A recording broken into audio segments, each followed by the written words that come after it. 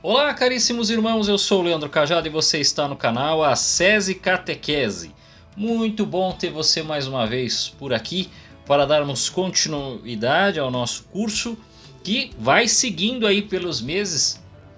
Nós já passamos aí da metade do caminho e hoje é um ponto de reflexão, né? Se alguns encontros atrás, quando tratamos do sexto mandamento, eu falava que era um ponto de ruptura. Agora é um ponto de reflexão. Porque como na última aula a gente tratou das ideologias de modo mais apropriado, para que você entendesse onde está o problema de cada uma, né? Vamos aqui trazer novamente, mas não preciso nem explicar novamente cada uma delas. Só explicar para você uma coisa. Todas elas possuem um fundamento não cristão, tá? Então, quando a igreja parte para a condenação, isso está explicado lá quando eu li o número 512.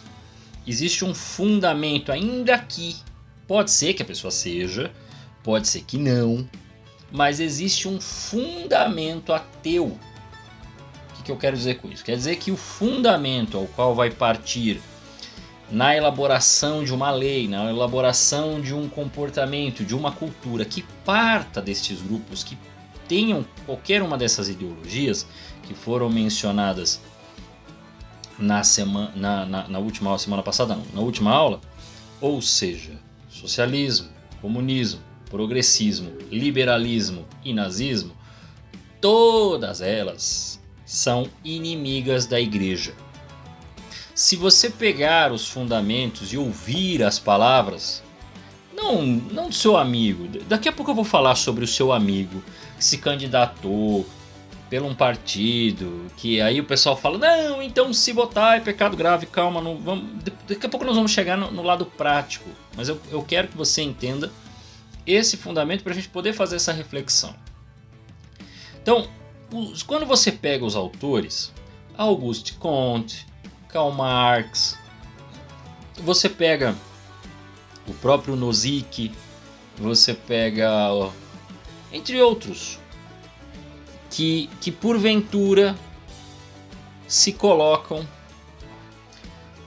como um redescobrir. Fica parecendo que o cristianismo não existia, que não tinha nada no lugar e que agora eles estão inventando a roda.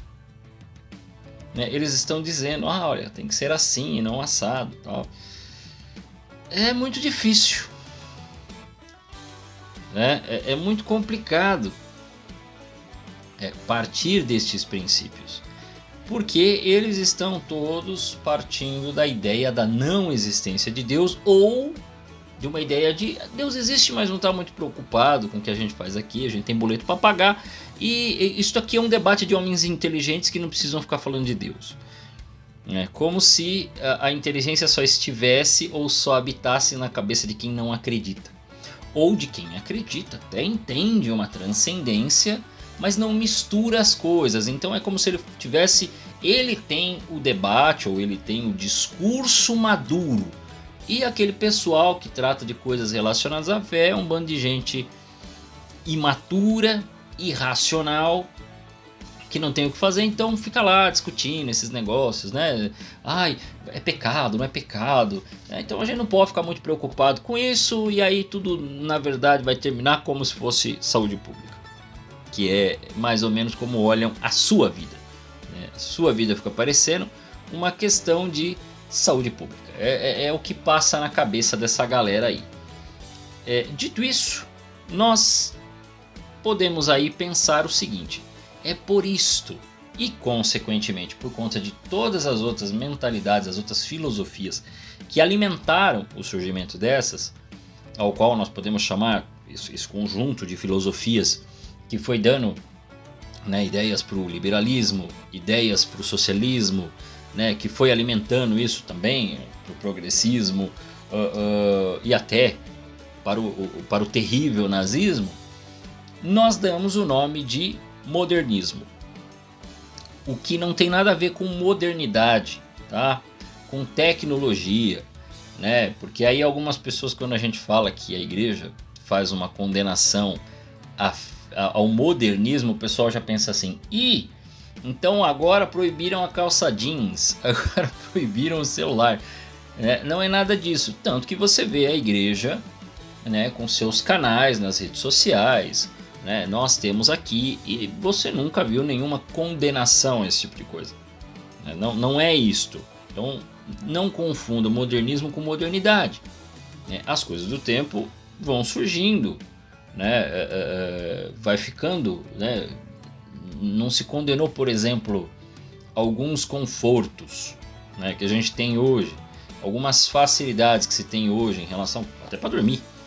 A cama não era tão boa para grande parte da população, então tem algumas coisas que não são um problema.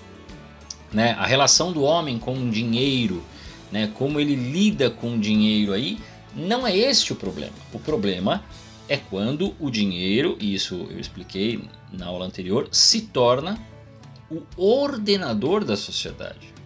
Então é aqui onde você precisa aprender a ponderar as coisas, né? Antes de pegar e falar assim: tá tudo errado, todo mundo tá do demônio, não sei o que, calma. Porque logo de início eu quero falar sobre esse assunto que algumas pessoas acabam assim: então está condenado o comunismo. Ok. Está condenado o socialismo? Está. Então não pode votar em nenhum partido. Calma. No Brasil não é assim que funciona. Nós estamos num país, para começar, vamos falar de cristianismo. Nós estamos num país que eu mesmo já comentei isso, acho que não só no curso, mas até em outros vídeos, que aqui é um país que você vai numa Bienal do Livro, chega lá, tem uma livraria islâmica e lá tem uma plaquinha: aqui também se ama Jesus e Maria. Como é que tu faz? Né? Que você vê, né, pessoas, né, de religiões espíritas, qualquer matriz, da onde for, e eles vão à missa. E você pergunta, eles dizem que acreditam em Jesus. Não, eu acredito em Jesus, eu sou devoto de Nossa Senhora. Você vai falar o que para essa pessoa? Né? Eu tenho um amigo, trabalha comigo, né? E aí, na quaresma, né, isso a gente ainda trabalhava presencialmente, os outros irmãos católicos estavam tudo de boa. E ele me viu, né, fazendo, ele percebeu que eu estava fazendo, né, alguma coisa relacionada à quaresma. E ele ficou feliz. Aí: você também? E eu olhei: o quê? Você também está vivendo a quaresma? E eu sabia que ele não era católico. Aí eu falei: sim, mas você não é católico. Ele: não, mas eu fiz crisma, então eu acho importante isso. Como é que eu vou pegar e vou criticar um rapaz desse, gente? Então nós estamos num país muito maluco. Nós estamos num país onde o pessoal, preste atenção, existem algumas regras para você se eleger. Por exemplo, você quer ser um vereador. Você fala assim: eu decidi que eu quero trabalhar com política agora, eu quero ser vereador. Ok? Então, muito bem, você quer ser vereador. O que as pessoas fazem? Elas dão uma olhada nas tendências. Eles dão uma olhada nas tendências e começam a perceber partidos mais fortes para ganhar a eleição. Por quê? Porque existe não só aquele dinheiro que vem do Congresso de tantos bilhões, mas a regra facilita para partidos que são maiores, que estão maiores, por exemplo, no Congresso. Então, o que isso facilita? Facilita que quando ele se candidatar, se ele tiver um partido maior, mesmo que ele seja um pouco menos votado, ele tem a chance de entrar pelo coeficiente eleitoral. O cara não pensa igual ao partido. Por exemplo, eu vejo muita gente hoje, eu vou pegar esse exemplo porque fica mais fácil, porque se eu pegar o partido que está atual, nós estamos em 2023, se você estiver assistindo isso em 2028, eu não sei que partido está no poder, mas hoje, se eu pegar o exemplo do partido que está no poder hoje, vai ficar fácil, aí todo mundo, não, então eu vou pegar né? Por exemplo, se você lê lá PL, Partido Liberal, você vai falar: ah, é liberal, o liberal está condenado. Então eu não posso votar em ninguém que está no Partido Liberal. Calma, não é assim. No Brasil, nome de partido não diz nada, tá? Eu sei que, ó, por exemplo, o PCdoB tentou mudar o nome. Ia virar Solidariedade, voltou a chamar PCdoB.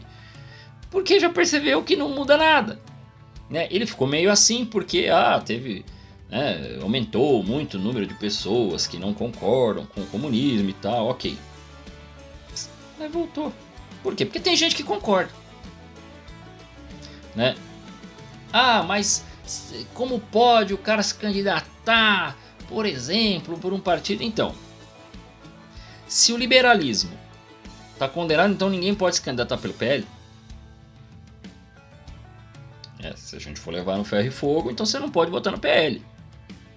Da mesma forma, você cristão também não poderia votar no PT. Mas eu conheci, né, Deus o tenha, eu conheci um rapaz, né, um homem de família, católico, não era um bandido, não pensava loucura, não pensava em revolução, ao contrário, ele era um evangelizador, mas ele achava que era melhor se candidatar pelo PT. Aí uma pessoa vota nele, a pessoa cometeu pecado grave e ele também? Porque fomentou, então eu volto a perguntar para você, né? E eu volto falando do PL porque eu sei que quem mais vai ficar batendo é por causa da pessoa que se candidatou por um partido de esquerda. Mas aqui no Brasil o negócio é assim, ó. As pessoas votam em pessoas, as pessoas não votam em partidos. Então não dá para o padre pegar e simplesmente falar assim: filho, você cometeu um pecado grave porque você se candidatou ou porque você votou no partido tal. É claro que tem um alto lá, preste atenção. Se você sabe que o candidato já tem no seu histórico toda uma mentalidade revolucionária, todo um pensamento que ele coloca o mercado na frente de tudo, ou se ele defende realmente uma revolução, ou ele é desses grupos hoje chamado de woke, né? A turma que diz que está acordado, mas não está nada, está presa no pecado. Como é que pode estar acordado um besta desse? Né? Porque está levando esses seus vícios, essas suas taras, essas suas loucuras, essas suas ideologias, que ele acha muito moderno, que agora ele fica com o cabelo assim, com um jeito assado, com a roupa diferente de todo mundo, e aí ele acha que isso é melhor. Bobagem, é um tolo. É uma tolice isso daí. Então ele fica achando que ele é muito bom, que ele é muito melhor que os outros. Não é. Então quando a gente já sabe que a pessoa está aivada do pensamento radical, revolucionário, né, ou lacrador, ou altamente defensor do mercado, e com isso ele coloca tudo a perder, né, toda a fé a perder, então esse daí não merece seu voto. Acho que tá fácil para você não votar num liberal maluco e não votar num esquerdista maluco. Você terá que fazer o peso sim, você terá que analisar sim senhor. Se você achava que eu ia chegar aqui e falar assim: não vote nesse, vote no lado de cá. Não senhor, o senhor vai pensar agora. Sabe por quê? Não. É meio triste o que eu vou dizer. Tem poucos, né? Eu acho que o único e verdadeiro conservador no Brasil chama-se Bruno Garchagen. Não tem outro. Desconheço. Tem alguns que figuram muito bem. Tem alguns autores que parecem aqui no Brasil são interessantes. Mas hoje, o único cara que eu vejo que consegue explicar exatamente o que é o conservadorismo e tudo mais e tal, o senhor Bruno Garchagen. Existe também, na cabeça de muito católico, os caras não sabem o que é um conservador. Então, para nós, o que já nos serve não é seguir as ideias de Edmund Burke, né, que é o primeiro que cria toda a teoria, né, do conservadorismo, na qual ele está, com os seus primeiros escritos, combatendo a Revolução na França. Ele está mostrando o mal da Revolução na França. Ele é o primeiro. A ideia é muito simples, não é uma ideologia, é simplesmente, olha, nós que moramos aqui neste país, a ideia básica do conservadorismo é essa, nós que moramos aqui nesse país, existem certos hábitos e tradições que nós não podemos perder, porque se nós perdermos, nós perderemos a nossa identidade, nós deixaremos de ser quem somos e nós não vamos mais ter a identificação. Então algumas coisas, pessoas, hábitos, comportamentos, monumentos, florestas, sim, florestas. Isso é o que defende o conservador, tá? Devem ser mantidos para manter uma identidade do país e fazer com que ele conserve aquilo que é bom e aquilo que não está bom, aquilo que precisa ser mudado, possa ser reformado, melhorado, atualizado. Então o conservadorismo não defende a não transformação das coisas. Ele defende a conservação das coisas, como quem tem na sua geladeira, né, algum produto em conserva. Significa que naquele momento você não irá usufruir daquele produto que você vai comer, mas ele está ali guardado, mantido para em breve ser utilizado. Então o que se defende da parte do conservador é isso. Fora isso, meus amigos, declare-se católico. E o que nós estamos fazendo aqui é exatamente isso. Por quê? Porque quando o pessoal fala de conservadorismo no Brasil, existe uma confusão muito grande. Tem uma galera aí que diz, eu sou pela família. Você vai ver, você vê uns hábitos, umas loucuras, uns pensamentos muito estranhos. Você vê o pessoal falando que é conservador. E aí, né, eu não sei se vocês conhecem alguns memes aí pela internet, mas o conservadorismo que eu vejo de muita gente é o conservadorismo Joaquim Teixeira, né? E não dá para ser Joaquim Teixeira. Se você for um católico, desculpe, não dá para ser Joaquim Teixeira, porque o Joaquim Teixeira, ele defende que a partir das 6 horas da tarde da sexta-feira é hora de fazer bagunça, e é algumas bagunças que não cabem para nós, né? Você ir descansar, você ir passear, até você ir tomar a sua cerveja, não tem problema nenhum. Só que ele não defende isso. Quem já viu os memes do Joaquim Teixeira, ele defende realmente a bagunça para valer, né? Que é o comportamento do brasileiro, né? O comportamento do brasileiro é o Joaquim Teixeira. O Joaquim Teixeira é o espelho do brasileiro médio, do brasileiro em geral. Esse é o conservador brasileiro. Ele defende a família, só que ao mesmo tempo ele não liga de trair a mulher. É uma loucura, né? Ou no de trair o marido, que hoje o negócio está bagunçado, né? Então, cuidado com o termo, né? Às vezes o termo é muito bonito. Conservadorismo. Nossa, somos conservadores, país mais conservador.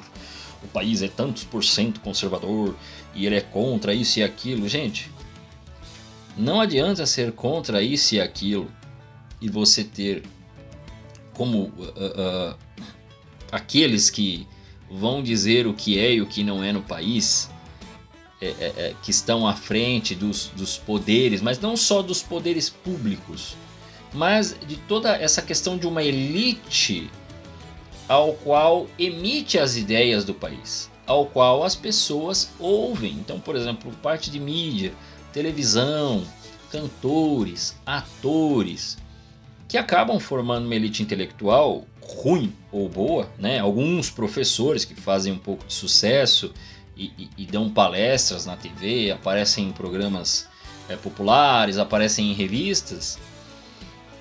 Estas pessoas, goste ou não goste, são as que definem o pensamento do país, né? Alguns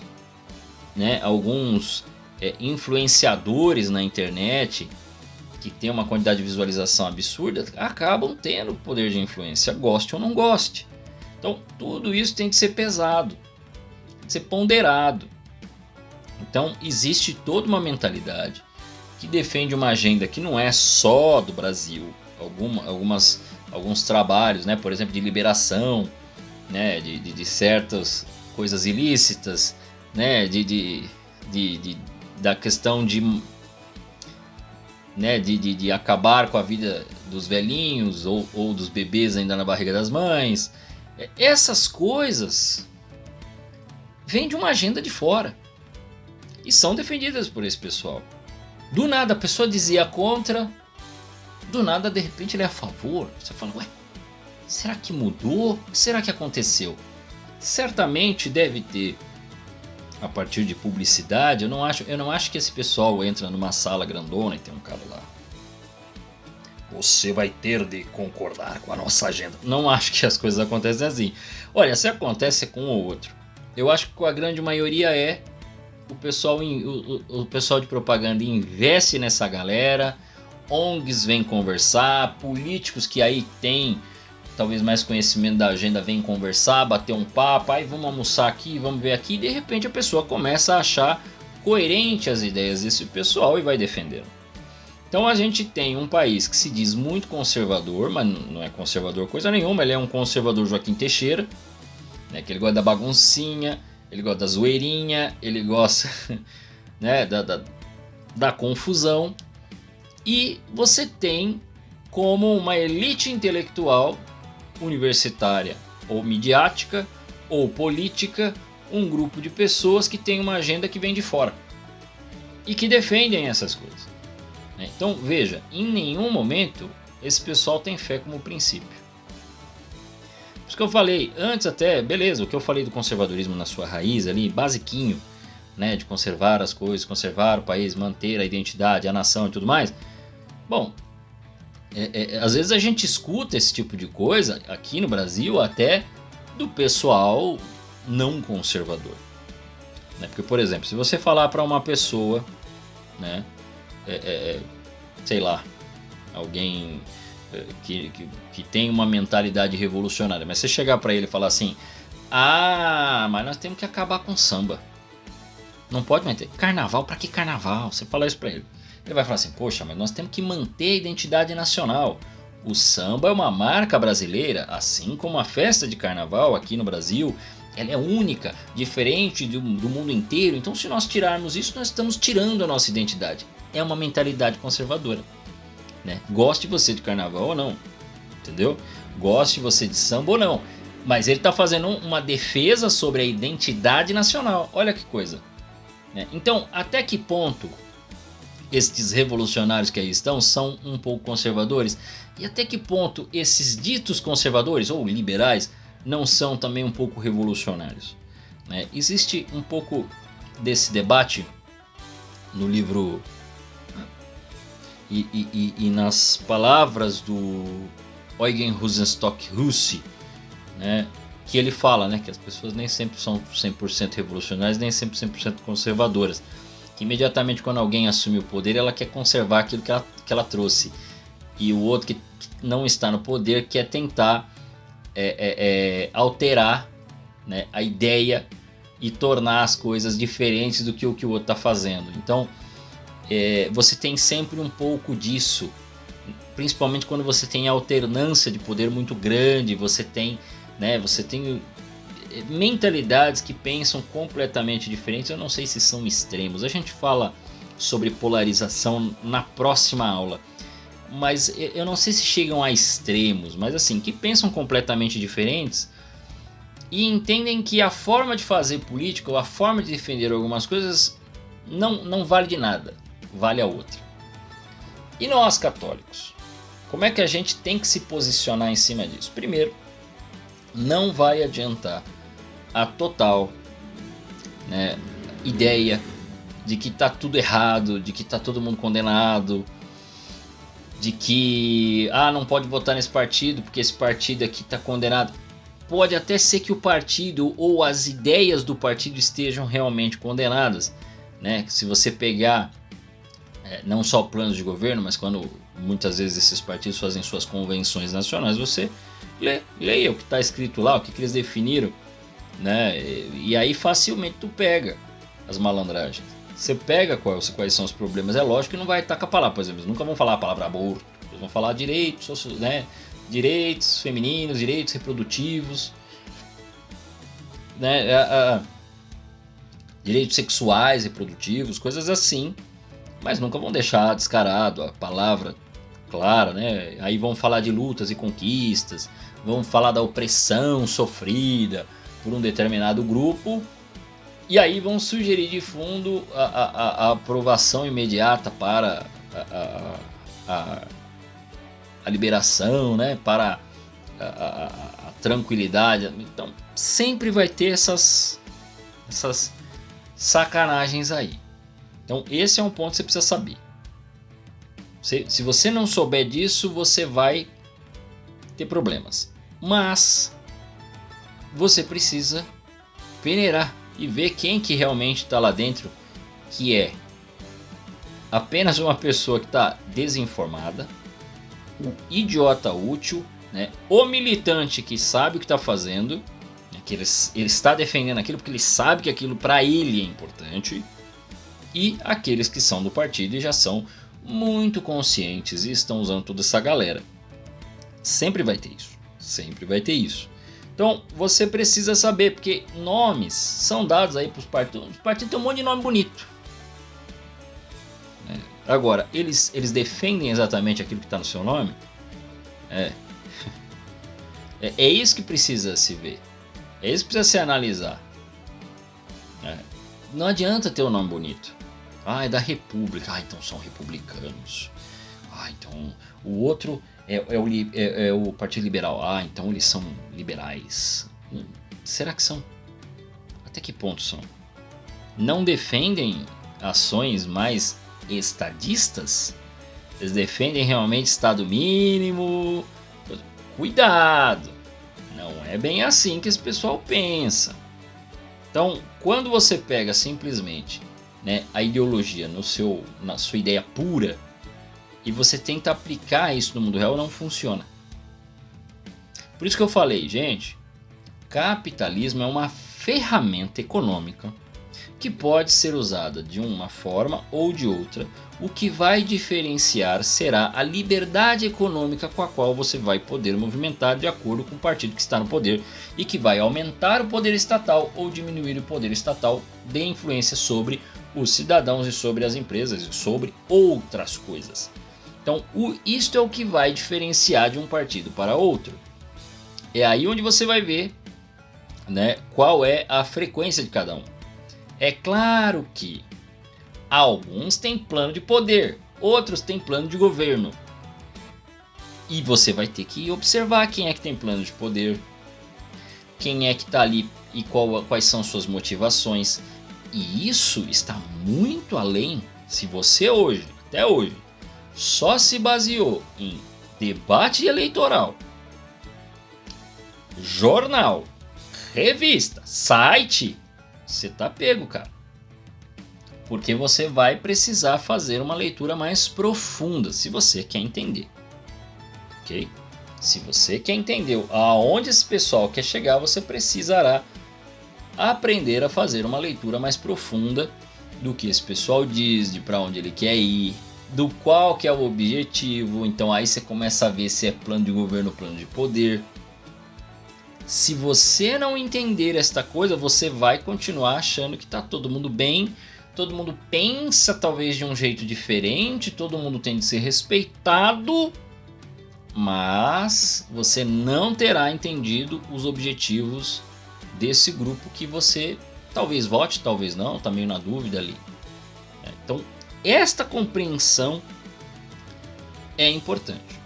Você precisa entender, mesmo por mais cristão que seja o vereador que você votou, o deputado que você votou, o deputado federal que você votou, o senador, não sei, né, o presidente, por mais cristão que ele venha a ser, quando ele age na maioria das vezes, por conta de princípios hoje até de leis, como elas estão definidas, como elas estão formuladas, muitas vezes você vai se frustrar se você ficar esperando certas atitudes daquele deputado que você votou, daquele vereador que você votou, daquele prefeito que você votou, governador, presidente, senador, sei lá. Por quê? Porque muitas vezes eles não têm chance de manobra para tornar a coisa mais cristã. Eles até querem, talvez até desejem, mas um pouco a mais que se avança, a opinião pública cai de pau e dificulta uma aprovação de certas leis. É muito difícil mesmo hoje, leis e que fiquem claras e descaradas. Quando os caras aprovam, por exemplo, olha, é um patrimônio público, sei lá, alguma festa para Nossa Senhora em algum lugar que aprovou-se, ou, né, para não católicos, mas ainda, não sei o que aqui a gente vai ter o evento da marcha para Jesus, né? E isso vai ser um patrimônio aqui da nossa cidade, ou do nosso município, do nosso estado. Os caras nem ligam, né? Quem tá contra nem liga. Pode ver que nem se opõe. Às vezes um ou outro faz uma crítica lá, fala do estado laico, mas nem ligam. Ao contrário, essas coisas aí até facilitam a retirada ou as ações contra coisas que realmente vão ter influência pesada na cultura popular, na cultura das pessoas. Então, ok, essas leis são importantes, né? Não retirar os símbolos, né? E por que é importante não retirar os símbolos? Por que é importante que se lute, né? Porque eu vejo alguns cristãos católicos chegam e falam assim, mas será que a gente não está numa luta perdida? Porque uma hora ou outra os caras podem aprovar, por exemplo, aborto, aprovar, né, drogas e tudo mais. Será que nós não estamos numa briga aí que nós já perdemos? Então, primeiro que nós não perdemos porque ainda a coisa não aconteceu. Então nós estamos ganhando. Segundo que a manutenção dessas leis vem de encontro a uma coisa que eu falei já antes de nós entrarmos nos mandamentos. Que é a seguinte. Tem muita gente no país, além de não ter a fé como princípio, que não vê a hora da aprovação de certas leis ou da abolição de certas leis. Porque com a abolição ele entende que é permitido o uso, ou com a permissão em lei ele entende que pode utilizar. Então tem muita gente que já pensa assim: se fosse aprovado eu usava, eu faria, eu deixava, né, se vier a lei, então aí realmente eu não faço mais. Por quê? Porque essas pessoas elas não são educadas. A educação é uma ação espiritual que você recebe de alguém mais sábio do que você, e que exerce naquele momento em que ele está te educando uma paternidade ou maternidade espiritual, ao qual ele te ensina, te instrui e te mostra uma verdade ao qual você, depois de ouvir, medita, compreende e vive. O que nós temos hoje não é isso. O que nós temos hoje é um bando de gente que tem um monte de lei e aí ele obedece porque é lei. Senão vai doer no meu bolso, eu vou tomar uma multa, então eu tenho que fazer. Ou, agora está permitido, então podemos fazer. Então, são adestradas. Elas fazem porque tem um ganho, ou elas não fazem porque tem uma multa. É a mesma coisa que você faz com o cachorrinho. Você mostra o biscoitinho, e aí você bate ali no chão, né, a varinha, aí ele rola, ele pula, né? E se não fizer, ele não fará. Mas se fizer, ele vai fazer. Porque ele já entendeu que quando bate a varinha, ele tem um ganho. Se ele fizer, ele tem um ganho. Ele ganha um biscoitinho. Então as pessoas estão esperando o biscoitinho. Que pode ser a liberação das drogas, pode ser uma lei assim ou outra. Para completar, isso para pessoas desta geração. Para completar, gerações que estão vindo acabam, se caso ocorre uma aprovação desse tipo de lei, gerações futuras vão estar num mundo onde isto é normal. Onde isso já não é mais tratado como uma proibição, uma luta de um grupo de não sei quem. Não, ele já é uma coisa conquistada. A luta vai estar em outro nível, vai se lutar por outra coisa. E o mundo que essa pessoa chega é um mundo que para ele é normal, onde as pessoas fazem aquilo, né? Então, por exemplo, se você tem a aprovação disso, passado 20 anos, ou até menos hoje, a próxima geração olha como coisa comum. Passando, não, a pessoa não faz, a pessoa pode fazer. É permitido, né? As pessoas fazem. Mesmo que ele não tenha visto ninguém fazer ou concordar, ele entende que o país permite e que isso é uma ação democrática. Então ele não vê como uma coisa ruim. Fosse uma coisa relacionada a questões de prazer, fosse uma coisa relacionada a questões desta ação, que eles vão chamar de liberdade da mulher, mas que na verdade vai ser um assassinato, porque um bebê vai ser sacrificado, ou dessa questão dos idosos, que aqui no Brasil não é, mas na Europa isso vai se alastrando, os países vão também ter aprovado aos poucos. Alguns países teve êxodo de gente de mais idade, com medo de ser sacrificado aí no meio do caminho, Então, o ponto é esse, você precisa entender que o pessoal, uma parte já está adestrada, não é que concorda com a lei, mas já está adestrado na cultura. Ele já faz porque tem que fazer, porque senão ele toma multa, ou ele deixa de fazer porque senão ele também toma multa. Então tem um ganho, ele faz, não tem um ganho, ele não faz. Ele está em busca do ossinho, em busca do biscoitinho, sei lá. E outros não conseguem raciocinar se essa lei, ou se esta forma de vida, se esta ação, ela é ética ou não. Não conseguem mais fazer esse tipo de análise. Se o que nós estamos fazendo está correto ou está incorreto. E é isso que você precisa aprender a fazer. Quando eu falei de que você vai precisar observar o político, é também pensar isto. A partir dos 10 mandamentos, como é que eu olho o todo?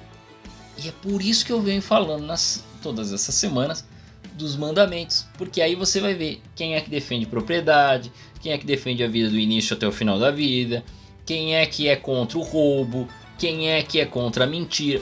Você vai olhar, inclusive contra a mentira, já sabendo que estão manipulando, porque como eu disse, na Nicarágua os padres estão sendo tratados como pessoas que fazem notícias falsas, pessoas que mentem, quando o grande mentiroso é o presidente da Nicarágua.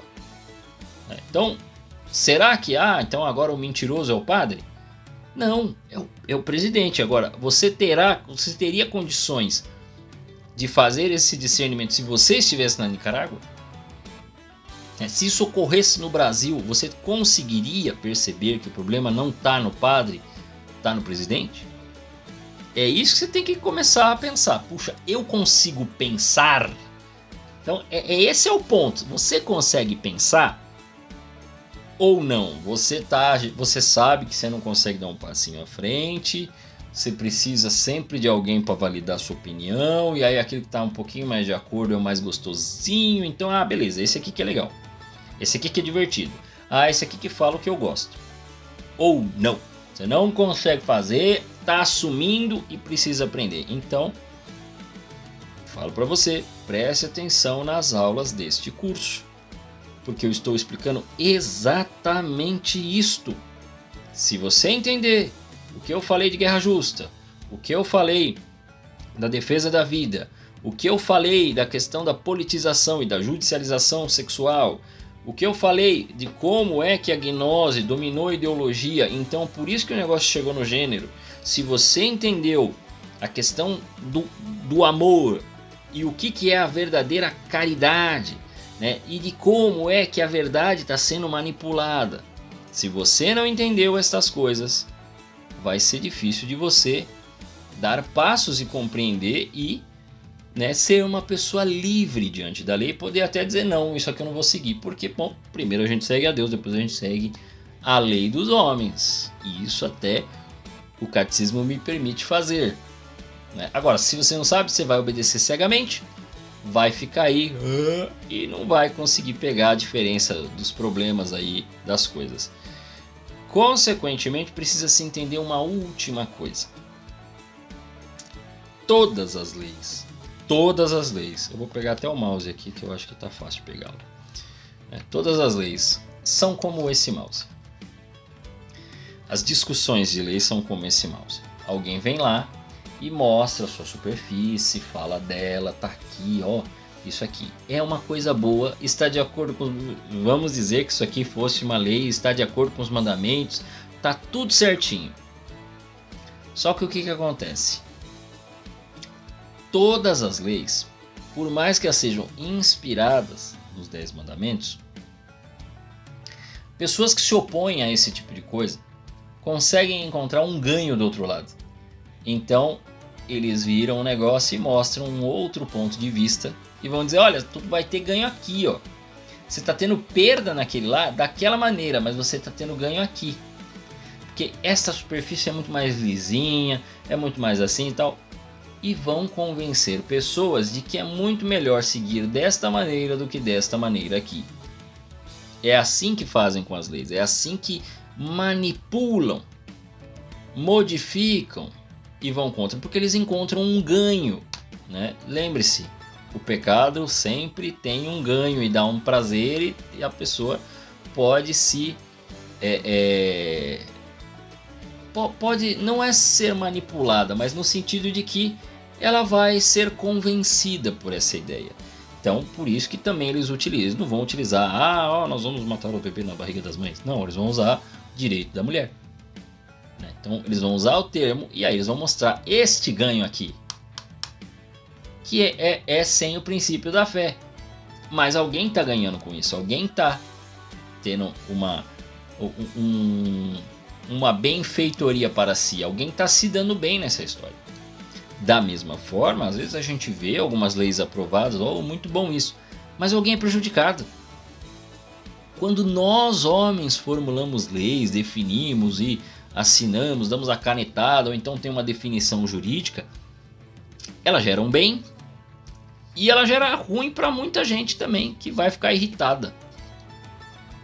Pode ver, por pior às vezes que a lei, que todo mundo fala, meu Deus do céu, como é que pode aprovar um negócio desse? Sempre tem alguém que fala, não, mas veja bem, olha, isso aí foi bom, por causa disso, sempre vem alguém que fala que teve um bem aí no meio da coisa. As pessoas estão reclamando, as pessoas estão questionando, e alguém sempre fala que ganhou. Leis são assim, o cara vai mudar um espectro, ele vai dizer, não, desse lado tá bom, não, aqui vai ganhar muito mais, não, mas isso aqui tem isso aqui, não, mas ganharemos aqui, não, mas veja dessa forma aqui. Então fica esta briga política. Se você não entender isso daí, você não vai conseguir debater. Você vai ficar só vociferando. Isso é pecado, é pecado, é pecado, é pecado. E o cara vai falar, isso aí não dá para discutir não. Isso é um bobão. Então você precisa entender que as leis, a cultura é feita desta forma. Ela vai cobrindo e gerações novas que estão chegando, depois de aprovado, já não conseguem ver como é que aconteceu. É o peixe dentro d'água. Se ele está no aquário, pequeno, grande, gigante, ou é o oceano, para ele é tudo a mesma coisa. O que muda para esse peixe é o tamanho do aquário. Mas ele não sabe nem que ele está no mar, nem que ele está no aquário. Eu não sei se você entende isso. Então muita gente não consegue perceber que já está manipulada.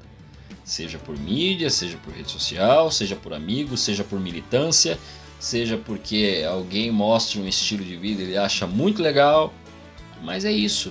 Então é preciso compreender e ver que o papel prático que a gente vai ter é um papel de análise muito criterioso. Você não vai responder de imediato. É claro que alguns você já pega de imediato, não só pela falta de cristianismo, mas também pela sem vergonhice, né? A pessoa, tá falando com você ali, tá fazendo um discurso, você sabe que é mentira. Então esse aí tu pega na hora. Mas tem outros que têm mais elaborados, são pessoas mais educadas, né? Falam mais bonito. Então esse é mais difícil de você pegar, mas você vai ter que fazer a análise. Então primeira coisa, meu amigo cristão católico, você não vai poder ter preguiça. Se você quer votar corretamente, você não vai poder ter preguiça. Você não vai poder ficar preso àquela emissora de TV que faz o melhor debate, porque isto aí vai te manter preso. Não é que você não vai assistir, você vai assistir, mas também você vai considerar a ideia do outro canal, que fala completamente diferente. Você vai juntar os dois e você vai olhar o fato que estão discutindo. Ele falou isso. E aí sim você vai tirar a sua opinião. E aí sim você vai poder dizer se está certo ou se está errado. Agora, sem isso, Quem puxar primeiro te manipula, te leva e você vai concordar, você vai ser levado. Você vai cantar vida deixa me levar, vida leva eu. Tá bom? Eu espero que você tenha entendido um pouco. Isso aqui são alguns detalhes que eu acho que a gente tinha que dar um ajuste aí, ficou umas rebarbas, então com isso a gente está pronto para falar sobre polarização. Então a próxima aula nós vamos falar sobre a polarização, se ela é boa ou é ruim, né? Qual é o papel disso, o impacto político disso, e aí a gente vai entender melhor essa questão de direita e esquerda. Tá bom? A todos vocês, que Deus os guarde.